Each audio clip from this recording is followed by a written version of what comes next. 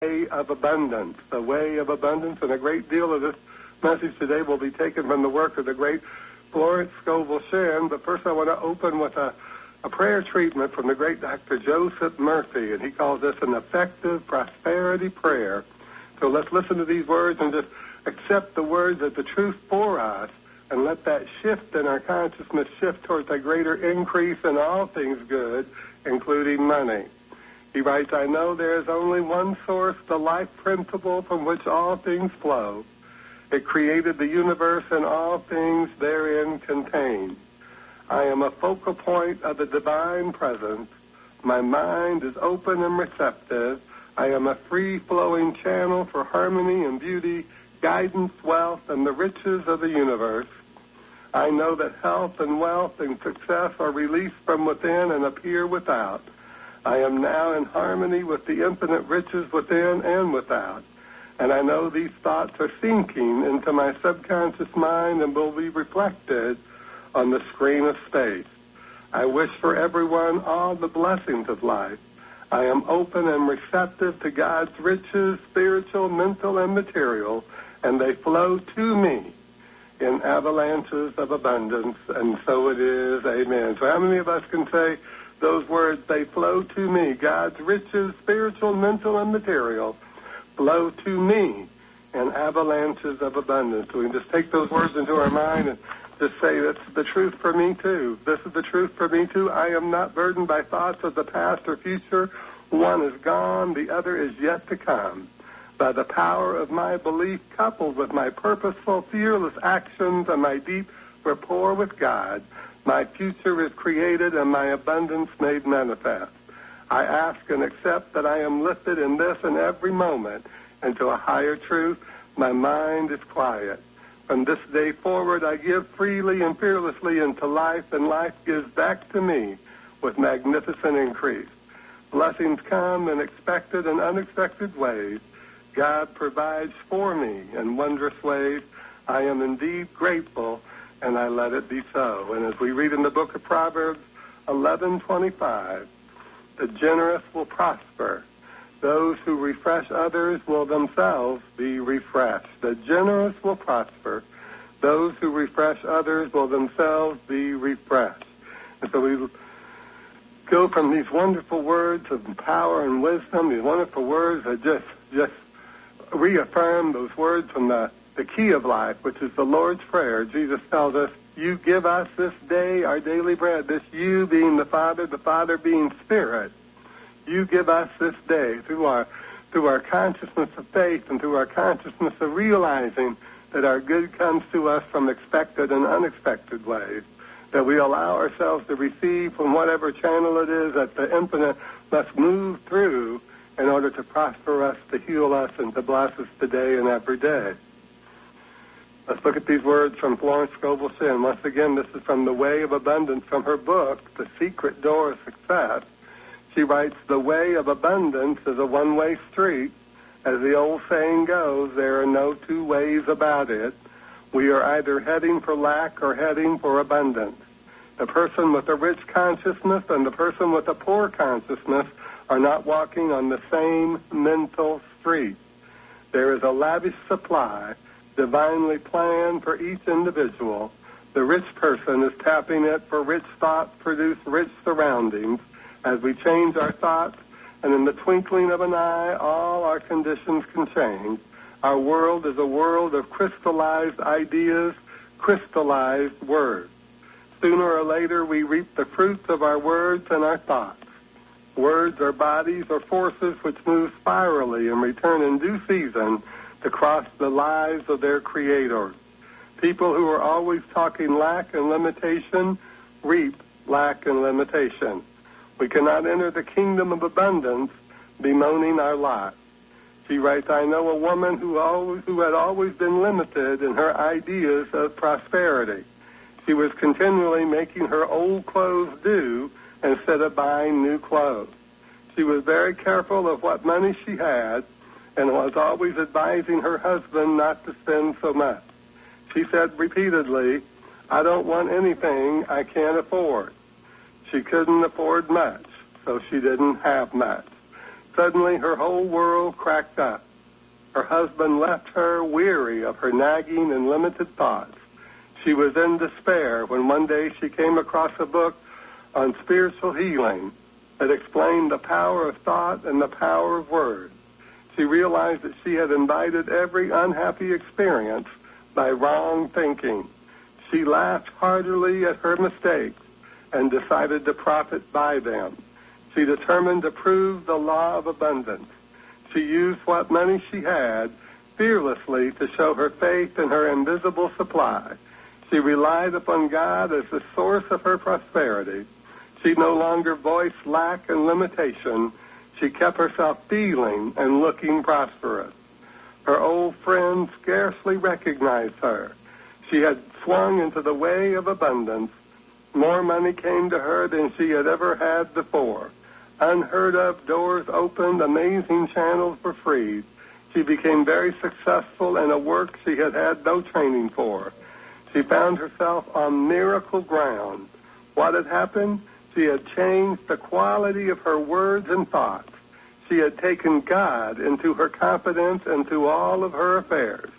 She had many 11th-hour demonstrations, but her supply always came, where she dug her ditches and gave thanks without wavering. Someone called me up recently and said, "I am looking desperately for a job." I replied, "Don't look desperately for it. Look for it with praise and thanksgiving for Jesus Christ, the greatest of all teachers, said to pray with praise and thanksgiving. Pray with praise and thanksgiving. Praise and thanksgiving open the gates, for expectancy always wins. Of course, the law is impersonal, and a dishonest person with rich thoughts will attract riches. But a thing ill-got has ever had bad success. As Shakespeare says, it will be of short duration and will not bring happiness. We have only to read the papers to see that the way of the transgressor is hard. That is the reason it is so necessary to make our demands aright on the universal supply and ask for what is ours by divine right and under grace in a perfect way. Now, some people attract prosperity but cannot hold on to it. Sometimes their heads are turned. Sometimes they lose it through fear and worry. A friend in one of my question and answer classes told this story. Some people in his hometown who had always been poor suddenly struck oil in their backyard. It brought great riches. The father joined the country club and went in for golf. He was no longer young. The exercise was too much for him, and he dropped dead on the links. This filled the whole family with fear. They all decided they might have heart trouble, so they now are in bed with trained nurses watching every heartbeat. And the race thought, people must worry about something. The world tells us to worry. They are no longer worried about money, so they shifted their worries to health. They no longer worried about money, so they shifted their worries to health because they hadn't loosed that pattern of worry from their mind. The old idea was that you can't have everything. If you got one thing, you'd lose another. People were always saying your luck won't last. It's too good to be true. Jesus Christ said, in the world, that is the world thought, there is tribulation, but be of good cheer. I have overcome the world thought, the world belief, the world acceptance of morbidity. In the superconscious, there is a lavish supply for every demand, and our good is perfect and permanent. If thou return to the Almighty, thou shalt be built up in consciousness. Thou shalt put away iniquity far from thy tabernacles. That's what we read in the old ancient wisdom, and it's the truth today as it always was. Then shalt thou lay up gold as dust, the gold of Ophir as the stones of the brooks. Yea, the Almighty shall be in thy defense, and thou shalt have plenty of silver. What a picture of opulence, the result of returning to the Almighty in consciousness, that is at the level of our soul, that perfect belief, that firmly held belief that God is always with us, God is always supplying us, God is our good. As we believe this, we begin to receive the greater. With the average person who has thought in terms of lack for a long time, it is very difficult to build up a rich consciousness. Lawrence Scovel Shinn tells us, I have a student who has attracted great success by making the statement, I am the daughter of the king. My rich father now pours out his abundance upon me. I am the daughter of the king. Everything makes way for me. Now, this may sound foolish to a lot of people, but whatever the mind can conceive, the mind can achieve. So whatever it is that we can put into our mind to convince us that our good, that we can believe and we can receive, that our good comes through our faith, then we shall receive it. Many people put up with limited conditions because they are too lazy mentally to think themselves out of them. We must have a great desire for financial freedom. We must feel ourselves rich. We must see ourselves rich. We must continually prepare for riches. Become as a little child and make believe you are rich. You are then impressing the subconscious with expectancy. The imagination is man's workshop, the scissors of the mind where he is constantly cutting out the events of his life. The superconscious is the realm of inspiration, the realm of revelation, the realm of illumination, and the realm of intuition. Intuition is usually known as a hunch, a hunch. I do not apologize for the word hunch anymore. She says it is now in Webster's latest dictionary. I don't know when that was, but it was a few years back. She said, I had a hunch to look up hunch, and there it was, and there it was. So we know that Lawrence Scovel Shinn is giving us a simple truth.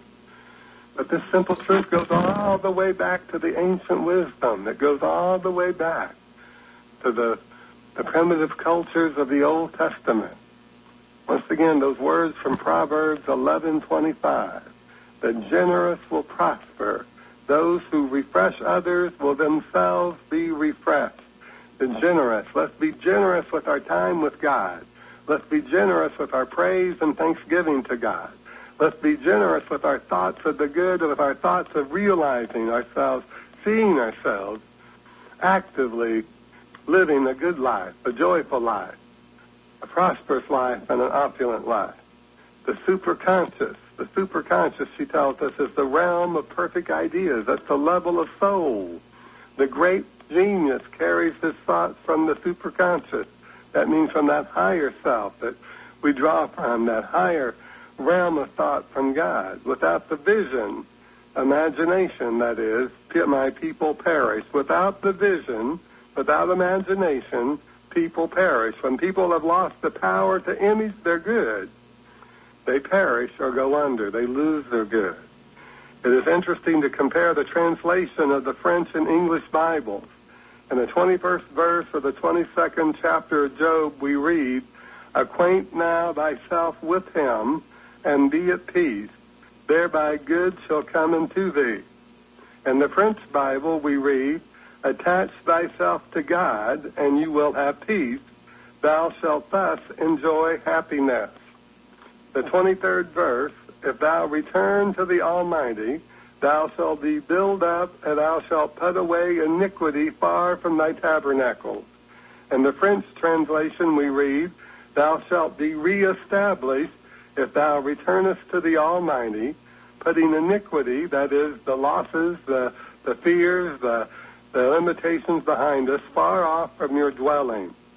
In the 24th verse we read a new and amazing translation. The English Bible reads, Then shalt thou lay up gold as dust, and the gold of Ophir as the stones of the brook. The French Bible says, Throw gold into the dust, the gold of Ophir amongst the pebbles of the torrents, and the Almighty shall be thy gold, the Almighty shall be thy silver, and the Almighty shall be thy riches. This means if people are depending entirely on their visible supply, it is even better to throw it away and trust absolutely to the Almighty for gold and silver and riches. I'll give you an example of a story told me by a friend. This is from Lawrence Scovel Shinn. A priest went to visit a nunnery in France where they fed many children. One of the nuns, in despair, told the priest they had no food. The children must go hungry. Now, this is from Florence Scovel Shinn. She said this is a story told to her by a friend. A priest went to visit a nunnery in France where they fed many children. One of the nuns, in despair, told the priest they had no food. The children must go hungry.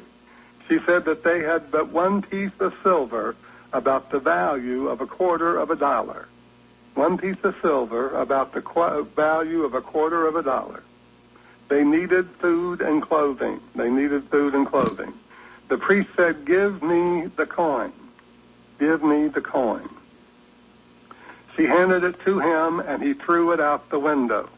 "Now," he said, "rely entirely upon God." Within a short time, friends arrived with plenty of food and gifts of money. This doesn't mean to throw away what money you have, but don't depend on it.